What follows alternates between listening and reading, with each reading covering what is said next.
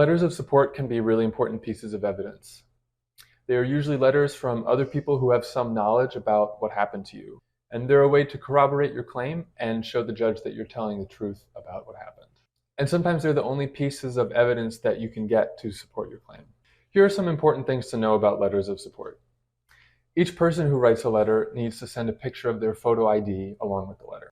Getting the letter notarized is helpful but optional, and the letters must be translated into English with a certificate of translation. Here are some things that each letter should contain.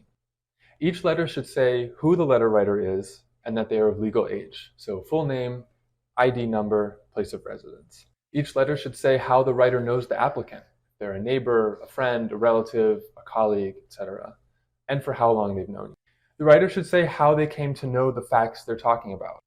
For example, the letter writer might have been an eyewitness to certain events, or learned about the events from you right after the events happened, or maybe learned certain things from the news or from other people. So, for the substance or content of the letter should describe past events in chronological order.